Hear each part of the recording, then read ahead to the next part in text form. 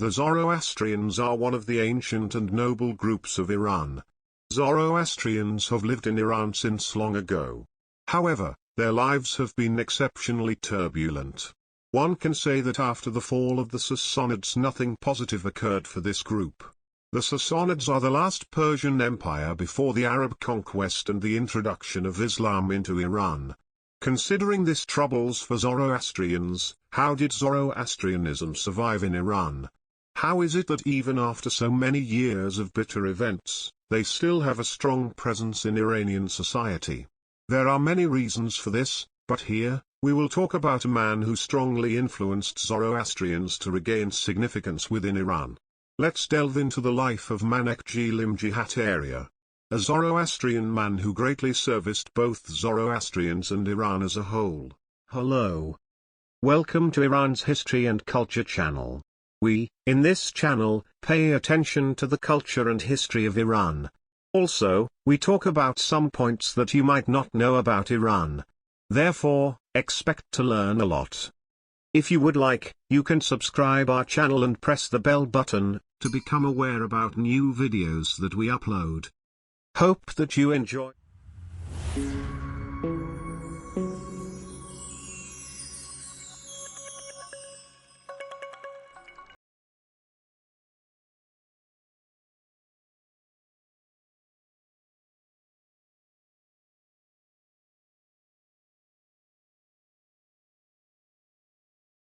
Which resulted in the conquest of the Iranian Empire.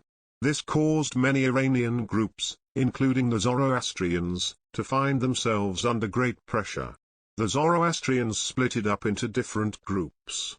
A number of them left Iran, mostly for India, but some also went to the west. Some Zoroastrians converted to Islam and continued with their lives in Iran.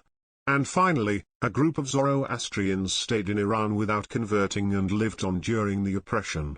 All things said, Zoroastrians still thrived within the limitations.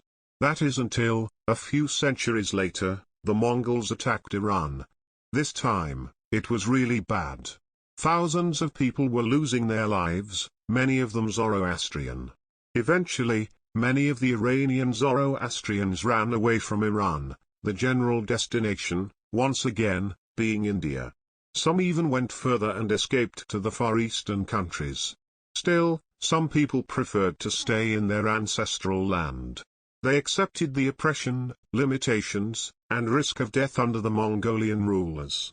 They lived in secrecy but refused to leave Iran.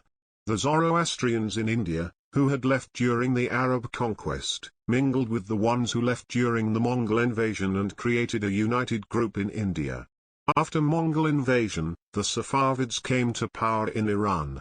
Safavids were the first dynasty that installed Shia Islam as the state religion of Iran. During this dynasty the oppression, difficulties, and limitations were still in place for Zoroastrians. The Safavids also pressured the Zoroastrians to some degree.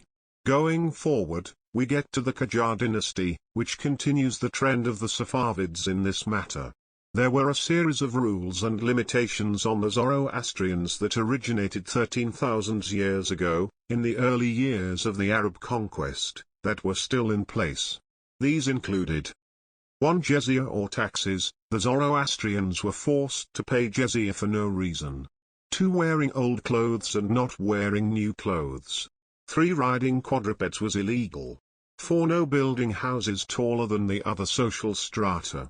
5. Zoroastrians did not have the right to touch products, especially food when shopping. 6. No going out of the house on rainy days. These are just some of the limitations that had firmly remained in place during the last 30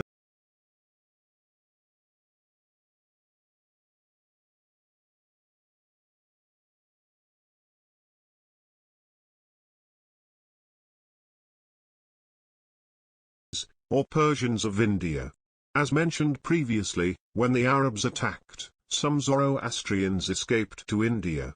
The second wave of this migration happened during the Mongol invasion. The third wave occurred in the Safavid era. An interesting thing is that even with the passage of around 1,000 years, they knew who and which groups in India were Iranian Zoroastrians.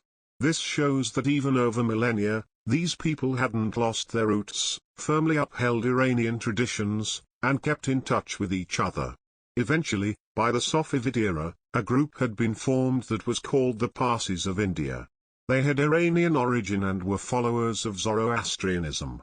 They lived in India and were among the good strata of society.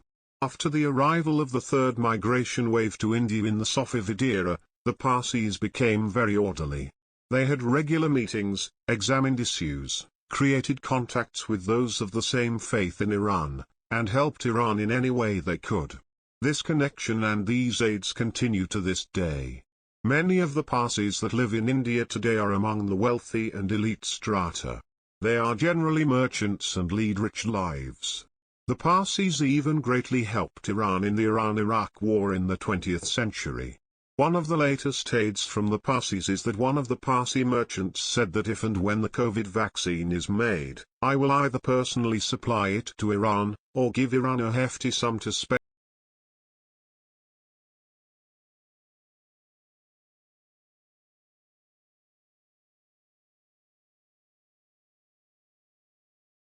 Hataria was born in 1814, in Maurasumali, in the Surat area of India. His father, Bhushang Hataria, was one of the well-known people in that area and worked for India's Central Board of Indirect Taxes and Customs. He also had commercial activities. When Manekji was 5 years old, the British went from Surat port to Mumbai. A political matter is that at the time, India was fully under British control. The British happened to be on very good terms with the Parsis. Manekji and his father lived in good standing. When the British left for Mumbai, they took along a considerable number of the Parsis, who grew in stature when they arrived in Mumbai through trade and commerce. It has been said that Manekji used to attend the meetings of the Parsis from an extremely young age. In these meetings, an elder would speak of the memories and stories of their forefathers in Iran. They would speak of Zoroaster, who was the prophet of Zoroastrianism, the poems of the Shahnameh, which is also known as the Book of Kings, one of the most important cultural historical books of Iranian literature, and such. All of these came to shape young Manekji's mind and made him incredibly patriotic towards his ancestral land. From the age of 5, Manekji dreamed of journeying to Iran. When Manekji became independent at 15, he became a merchant. Since he had been watching his father's trade from his early childhood, he was very interested in this field of work and also excelled at it. He was considered to be very successful while still young. He was smart, wise, strong, and trusted. In other words, he was everything a successful merchant needed to be. The British created a national fund in India. All the money that came in through the borders and customs went into this fund. This fund needed a supervisor, and the person chosen for that role was none other than Manekji Limji Hataria. This was a big achievement, not only for Indians as a whole, since the people in charge of these kinds of matters were generally British, but also the Parsis, as a young man from their ranks had managed to gain supervision over this fund. In those years, Manekji married a girl named Hirabai. From this marriage, 2 children were born. A boy named Hormozji and a girl named Dosabei.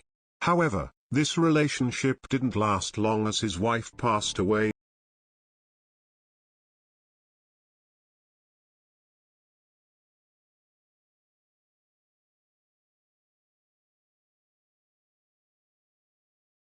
Kept an eye on the situation of his fellow Zoroastrians in Iran. This coincided with the rule of Nasir al-Din Shah, who is the best known, most influential, and longest reigning monarch of the Qajar dynasty, in Iran. The situation of Zoroastrians in Iran was very bad at the time. As a result, Manekji greatly desired to journey to Iran and do something to better the lives of his fellow Zoroastrians. But every time he attempted this journey, either the socio-politic landscape of India was in a bad shape or Iran's. He even tried to go through Afghanistan, but the situation there wasn't pretty either. All 3 countries were going through tough times and this was partially due to British influence. As a result, he couldn't make the journey. Eventually, Manekji aligned his goals with an Iranian group that had been formed in India, named the Persian Zoroastrian Amelioration Fund. He came forward with a suggestion, saying that they had helped many Zoroastrians in different parts of the world, but had failed to help Zoroastrians in their ancestral land.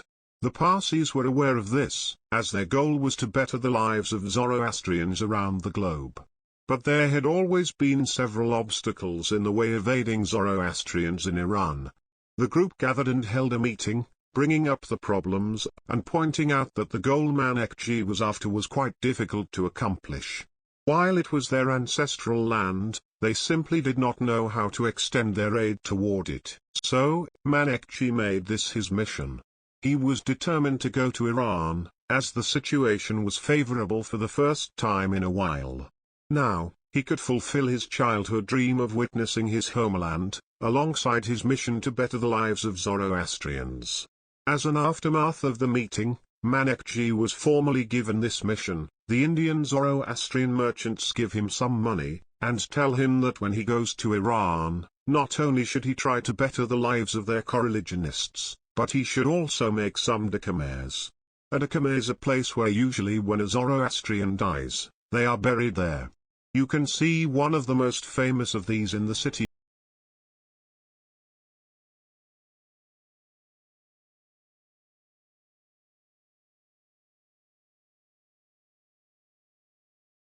"41-year-old Manekji managed to go to Iran by steamboat.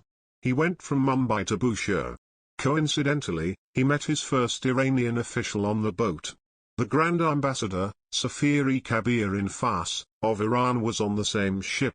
So Manekji brought up the issue and explained his mission to him. Surprisingly, the ambassador, returning from his mission in India, embraced the idea wholeheartedly and wished Manekji luck. He also told Manekji that he could count on him for help. This first meeting fully surprised Manekji as he didn't expect it to go so smoothly. The ship stopped at Bushehr and Manekji finally set foot into his ancestral homeland in the same year. Manekji was a politician by nature. He had even alerted the Indian government of his mission beforehand. He also had a good relationship with the British living in India. Additionally, he had sent 4 separate official letters to 4 different places before beginning his journey. 2 of these letters were for Iran. One was for the British Embassy in Tehran, Iran's capital, and the other for the British Consulate in Bushehr. The other 2 were for the British Embassy in Istanbul and the British Embassy in Baghdad. In other words, he tried to bring Iran's neighboring countries into the issue to use their help. Manekji's first stop was, naturally, Bushehr. From there, he went to Shiraz. He stayed there for a while and explored some of the historical structures of the city. Then, he went to Yazd, where he did a full inspection of the city. He stayed there for 14 months and interacted with its inhabitants. He had many meetings with the Zoroastrians of Yazd. At the time, Yazd was one of the important towns for Zoroastrians as a great number of them lived there. After that, he went to Kerman. Back then, Kerman was one of the important religious cities. You could find practitioners of most religions there. One of the influential religions in Kerman at that time was the Nematollah-e Dervish. Dervish is the title given to those who practice Sufism and or are religious mendicants. He met with the Qutb, the Sufi/Dervish leader, of the Nematollah-e Dervish, which led to a close friendship between the two. This was to such an extent that the Qutb gave Manekji the title of Dervish-e-Fani. Fani means someone who has transcended this world and only sees God, aka transitory dervish. Manekji held this title till his death. Afterward, Manekji went to Tehran. After all, the capital was where all the politicians were. He managed to have meetings with many Iranian officials. One of these meetings was with Nasir al-Din Shah himself. He took a liking to Manekji's character and tried his best to help him. It was in the process of these meetings that Manekji realized that most Iranian officials wished to solve the problems and remove the limitations imposed on Zoroastrians. The issue with these laws was that after the Arabs had imposed them, The following dynasties had always been dealing with more pressing issues which had caused these laws to remain untouched for hundreds of years. After Tehran, Manekji went to Azerbaijan. Azerbaijan was a very important place at the time because Mozaffar ad-Din Mirza, the governor of Azerbaijan, was the crown prince. Manekji met with Mozaffar ad-Din Mirza as well and managed to gain his favor. From there, he went to the Kurdistan area of the Kermanshah province and met with the governors of that area as well. He was even the guest of the Kurdistan governor for a night, thus creating a friendly relationship in that area as well. Before returning to India, Manekji decided to go to Iraq as well to meet Sheikh Murtada Ansari, the leader of the Iraqi Shiites, who also had great influence in Iran, hoping to gain the favor of one more person. The Shiites are one of the two major sects in Islam, as well as the dominant sect in Iran. Manekji told Sheikh Murtada about the situation of the Zoroastrians of Iran in their meeting, and this leads to the Sheikh issuing a fatwa or religious command in Islam, right then and there that harassing Zoroastrians is haram and sinful by Islamic law, as Zoroastrianism is a divine religion. About taxes, Sheikh Murtada said that taking taxes, as long as it doesn't cause pressure and problems for people, isn't an issue. By doing this, Manekji managed to gain the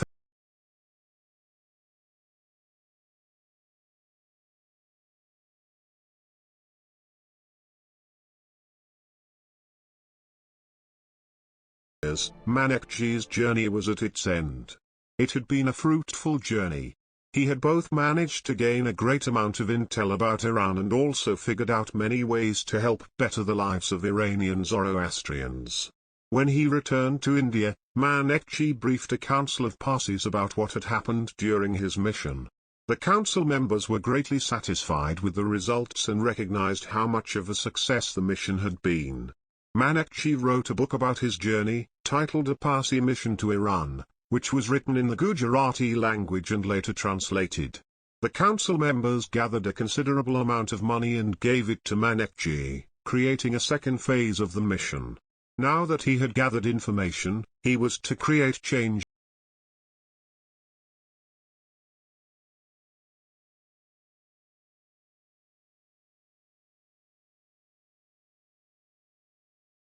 '66, Manekji journeyed to Iran for the second and last time.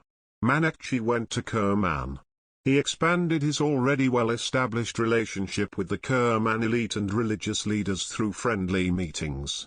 There, he met a girl named Farangis and married her, officially building a new life in Kerman as he intended to stay in Iran. Manekji had access to a considerable amount of money that he intended to use for the betterment of Zoroastrian lives in Iran.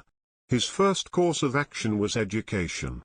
This was due to the Zoroastrians in Kerman and Yazd, especially the latter, being in extremely bad shape in terms of literacy and wealth. With a lot of effort, he gathered about a dozen Zoroastrian children from Kerman and Yazd to take to Tehran for education. The children's families disagreed with doing this. This was because Zoroastrians had been harassed for over 1,000 years and some had come to the conclusion that this was actually how they were supposed to live. They didn't want to become literate. They didn't want any positive changes in their lifestyle. Everyone had agreed to better the lives of Zoroastrians, except for the Zoroastrians themselves. Uniting this group was a difficult task. However, Manekji finally managed to get the consent of the parents and took the children to Tehran. Thus, the first Zoroastrian school in Tehran was founded. Later, this school garnered much attention from Zoroastrians across Iran and led to many more being founded, effectively uprooting illiteracy among Iranian Zoroastrians. Before leaving Kerman and Yazd for Tehran, Manekji created two associations, the Kerman Zoroastrians Association, and the Yazd Zoroastrians Association. These two became very important and influential for Zoroastrians in these two cities.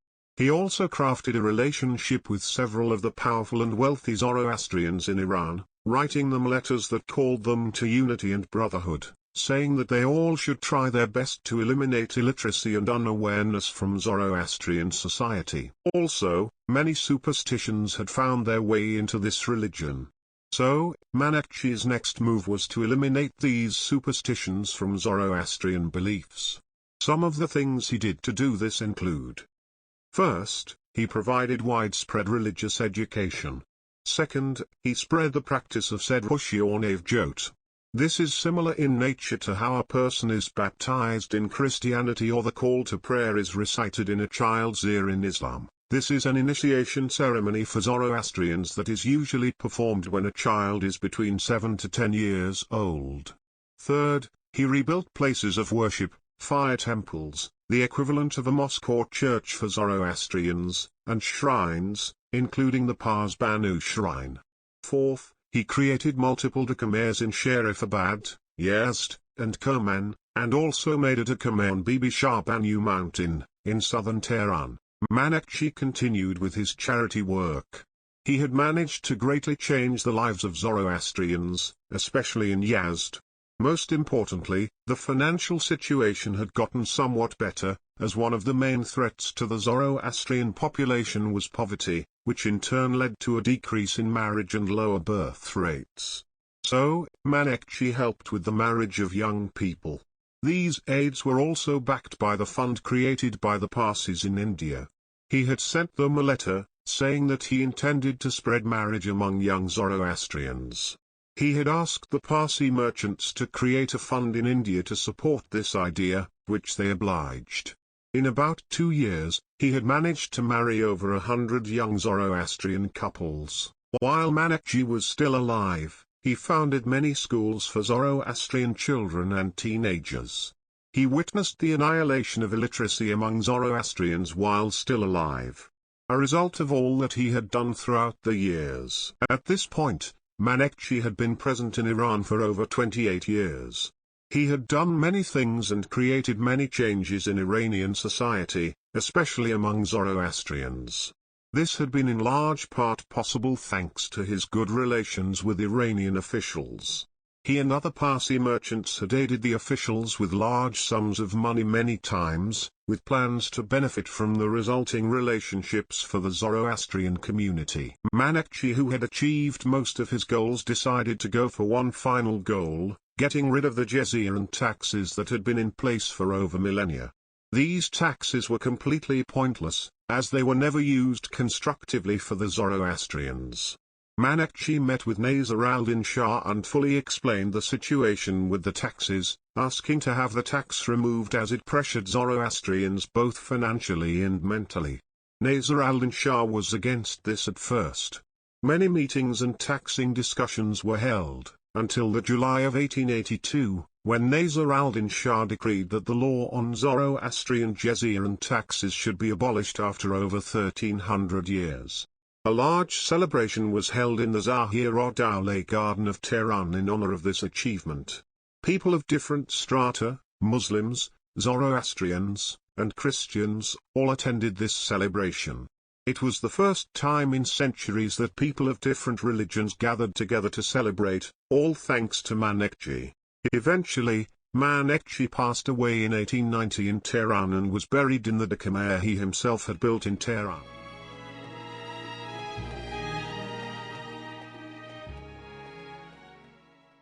If you enjoyed this video, do not forget to like it, and share it with your friends. Do not hesitate to provide your view regarding this video by putting your comments below. Your comments would help us to improve our work, and also, they help us to take your views into account for the future topics that we select. Furthermore, you can subscribe to our channel to become aware of our new videos.